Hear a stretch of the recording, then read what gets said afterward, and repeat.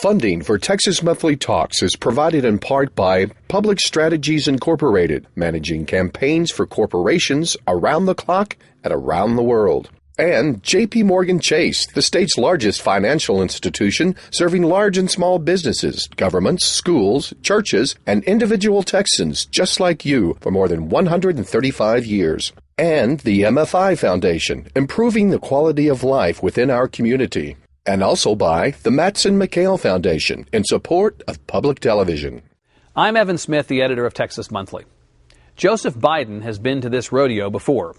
The 33-year veteran of the United States Senate from Delaware, a likely presidential candidate in 2008, made his first run for the nation's highest office all the way back in 1988, when Michael Dukakis won the Democratic nomination but went on to get trounced by the elder George Bush.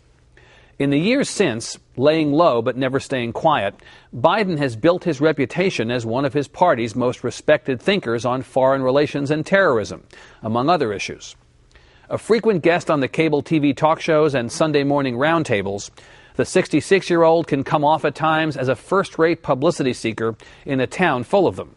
And his more than 20-minute opening monologue at the confirmation hearings of Samuel Alito didn't contradict that sense.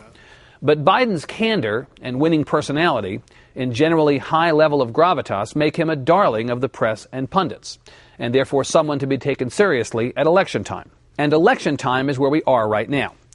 If you happen to see our interview a few weeks back with Senator John McCain of Arizona, the presumed frontrunner for the Republican presidential nomination, you know that the 2008 candidates are out in full force looking for money and media attention, in that order.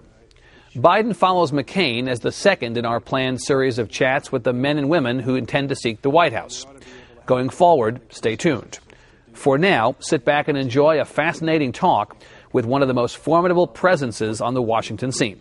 A conversation with Senator Joe Biden on this edition of Texas Monthly Talks. Essentially do a version of that. This will be a fun night. Okay. I got the call. On the one. On PBS. Lewis. And then I stopped my show to get back to it, but it's okay.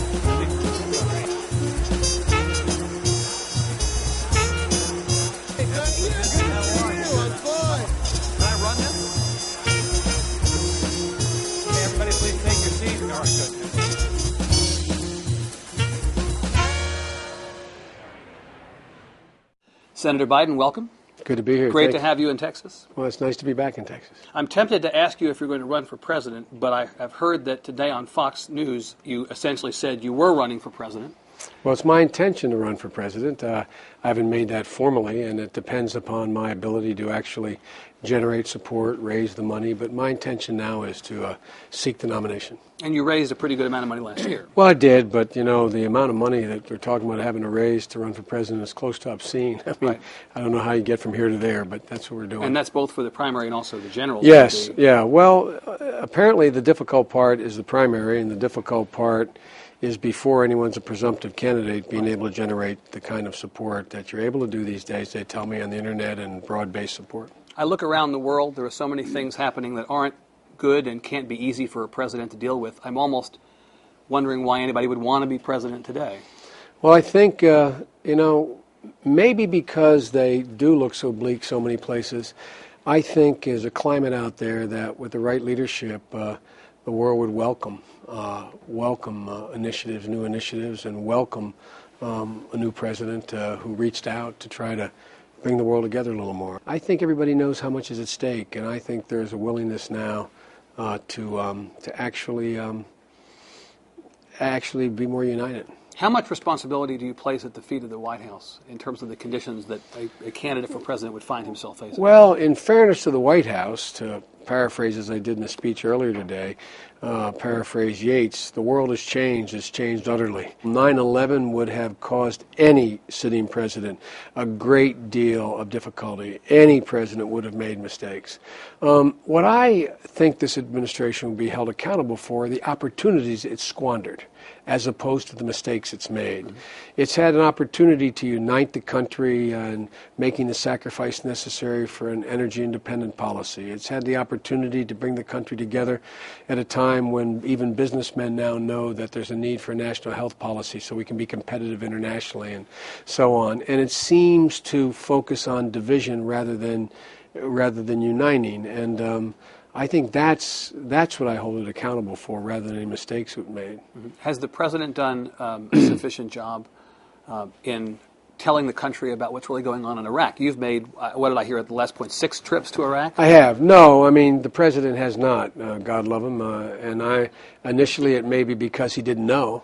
Mm-hmm. But a very conservative, brilliant guy, Republican, named Dick Lugar, the Foreign Relations Committee, and I, when I was chairman of the committee, held extensive hearings about Iraq before we went to war, entitled The Decade After, mm-hmm.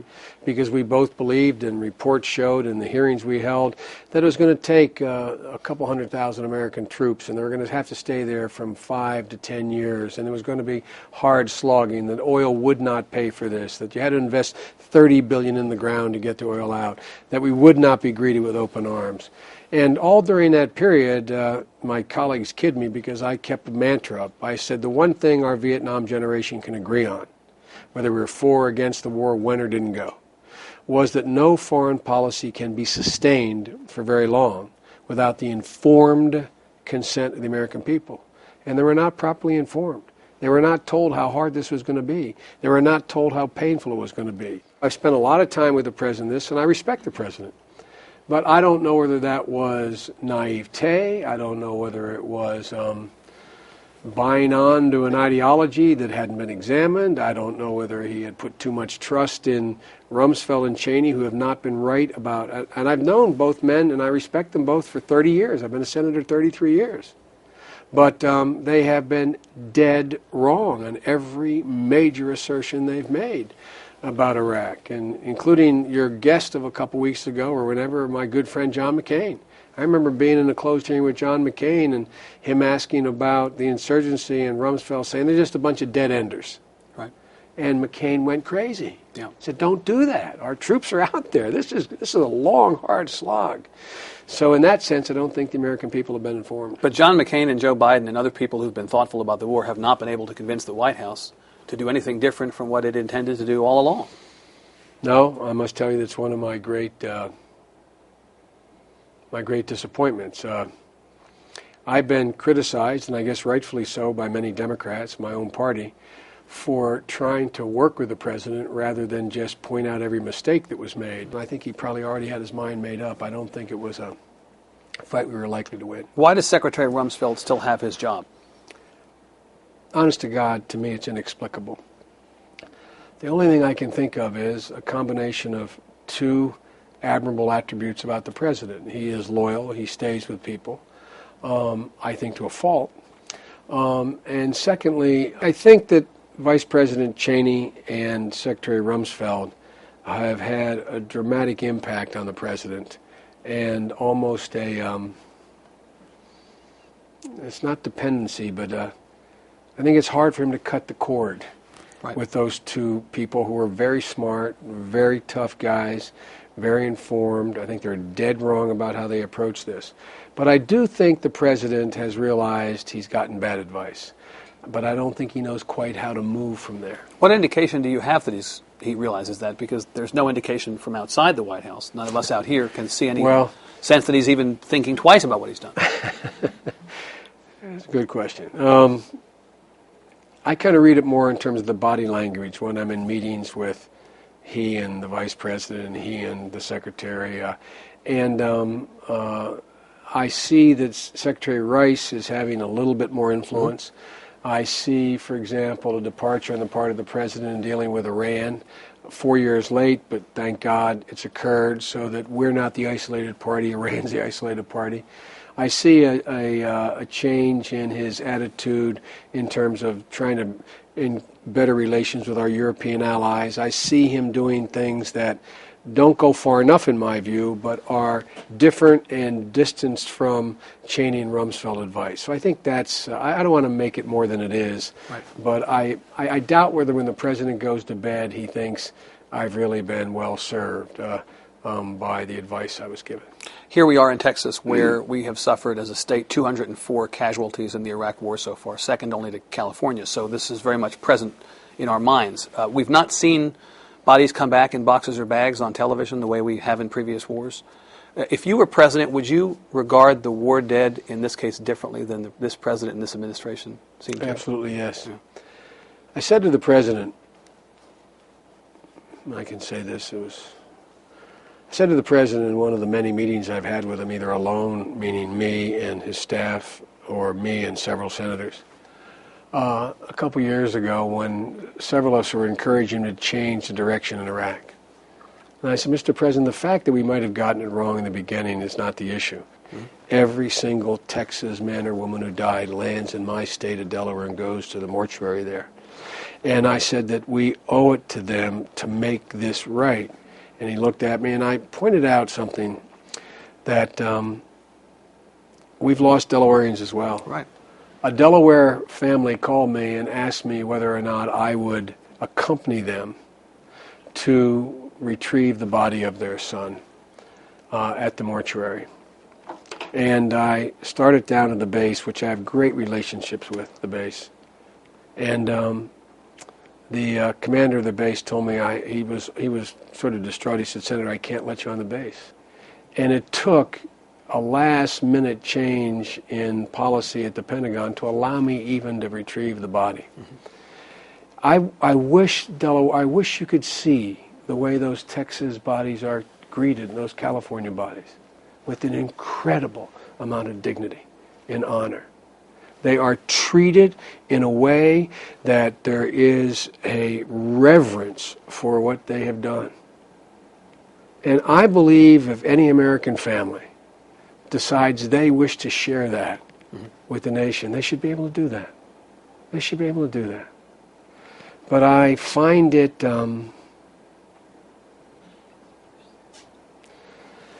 I find it hard to figure how you could be President of the United States and the Secretary of Defense and not feel compelled to greet those families and bodies when they come home on a regular basis. Do you think it's politics? They're concerned that if we see bodies come back, that the war will become more politicized than it is?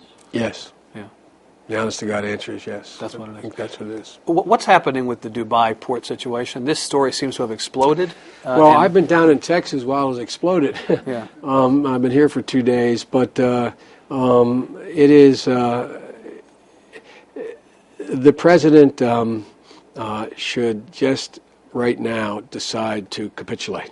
There is no possibility the United States Congress is going to let this deal go through immediately, whether he vetoes or not. And it's Republicans and Democrats who are opposing it. The main reason is because of Republicans. You have Lord, Mr. DeLay, I heard on television here. Right, Tom DeLay has announced he's opposed, and Port of Houston is a big port. Right? And you have the Speaker of the House, Mr. Hastert, and the leader of the United States Senate, and leading Democrats as well.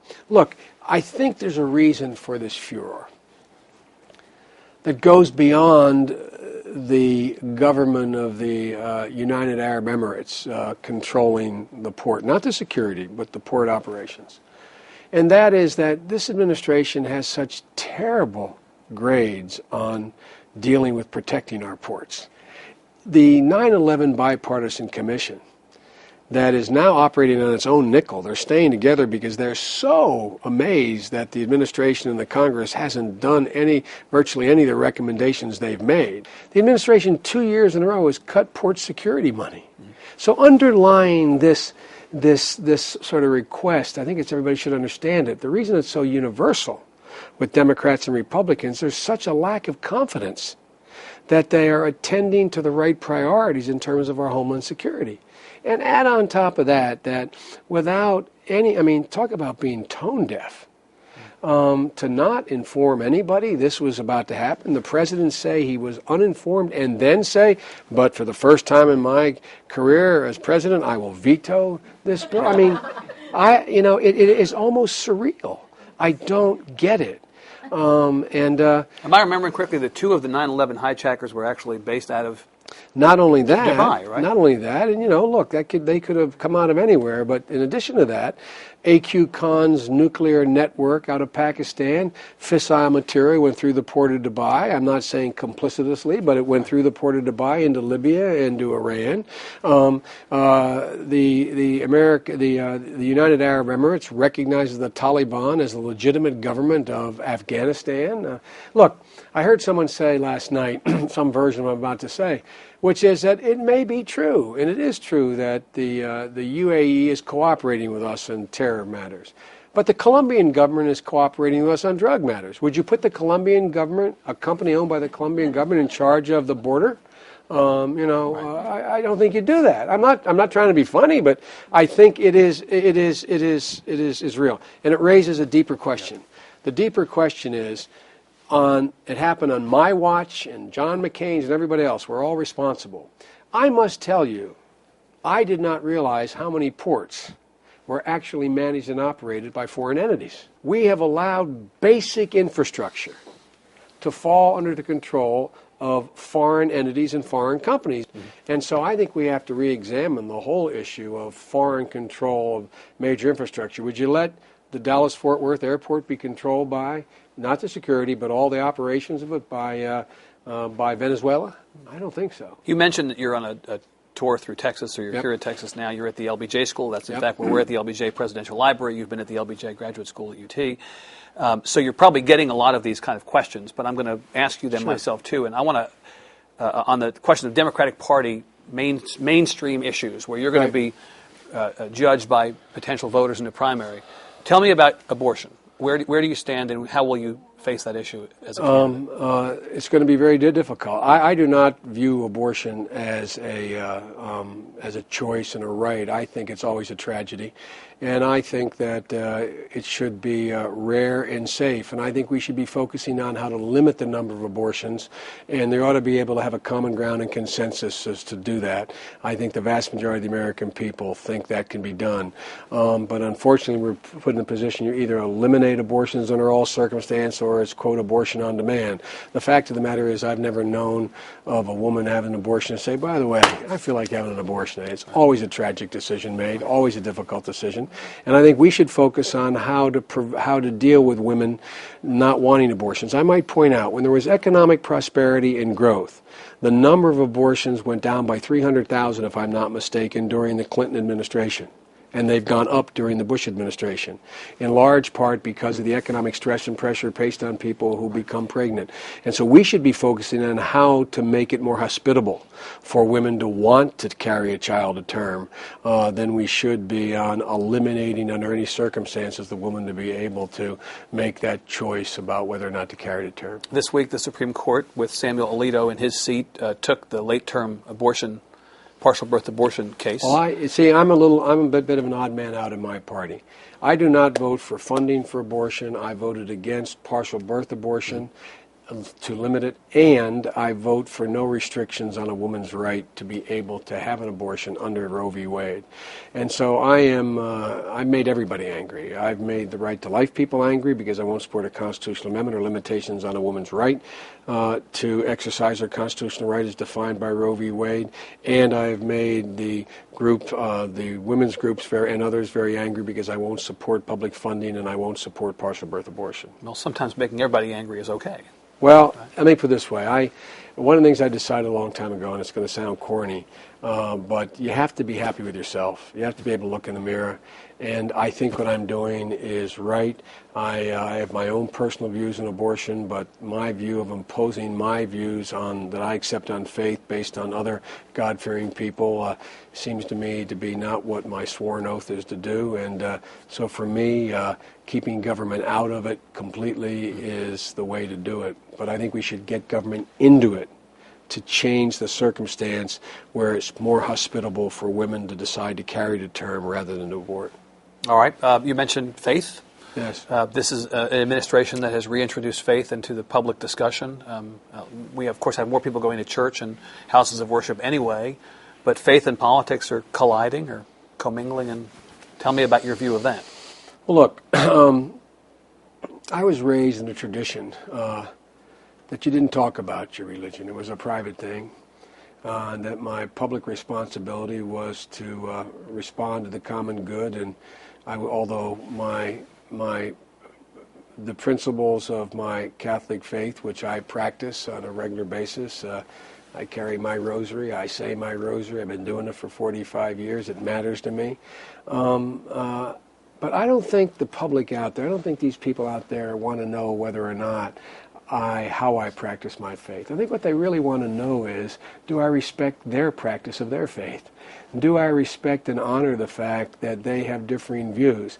And I don't know how it happened, but the Democratic Party and the elite in our party has communicated the notion that we kind of look down on people of faith. We don't, but we've not communicated that we are comfortable with people who believe deeply, who are fundamental, whether they're fundamental Jews, Christians, whether they're fundamental Catholics, Muslims. My faith is important to me, but I've never ever talked about it. I mean, until the last year and a half, when it's become such a focus. It's almost like you have to talk about it. Well, it almost is in the sense that I don't view myself as a more righteous or moral or decent man because I go to Mass and Communion every Sunday, because I say a rosary, because I go to Mass occasionally in the middle of the week, because I was raised a Catholic, because I spent 12 years in that institution, because my avocation is theology and interest. That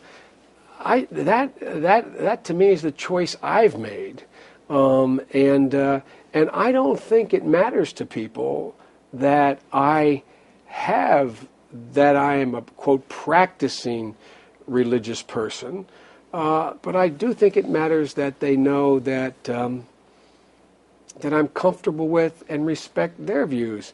Mm-hmm. Look, Lincoln once said in a different context, he said, they should not pray that God is on their side, but they're on God's side. I pray that we're on God's side, not that God's on my side as a Christian or my side as a Catholic or my side as, I think the reason God has blessed this great country of ours is we protect everybody from the agnostic to the atheist to the most devout Christian or Jew or Muslim that exists.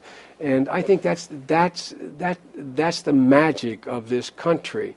I've never been real comfortable with anybody who tells me he or she's the only one that knows the way to God. Or he or she is the only one that has the only true answer. But I think it's about respect. Okay. We have a couple of minutes left. Taxes. I'm against them. I'm against them. Well, you'll get elected then. No. Should the tax cuts the president has pushed on the country be made permanent? Should we undo them? What should we do? They should not be made permanent because, look, my dad used to say, show me the budget and I'll tell you what you value. It's like I see some women out here. It's like none of you are old as me, but some of you may remember the days when they say, oh, I really respect the women on my staff. And they say, well, let me see the budget. Well, you're getting paid half as much as you respect the men. You obviously don't respect them quite as much. Well, it's the same principle here. Look, we are underfunding Homeland Security about $100 billion a year. We have a deficit that is systemic. We are putting our children in debt for almost into perpetuity. And the question is, what is a higher priority? To make sure that we make permanent a tax cut that's going to be $1 trillion drain on the economy and affect 60% of which goes to the top 1% of the people? Or is it better to make sure every guy and woman in Iraq has the right body armor, that we have another 2 divisions in our military, that we guard our ports, that we invest more in education? And the thing that I may be dead wrong about this, but we'll soon find out, is I think the American people know there's no free ride. I think the American people know every single major decision we have to make is going to require some sacrifice. And all they want to know, I think, is their government functioning honestly and efficiently, delivering what they say.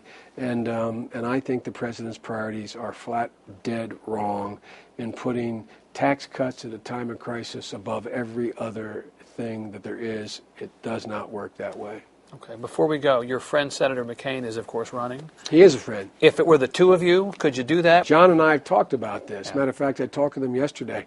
He called me on something, and we joked about it. And we have made a deal. It's highly unlikely.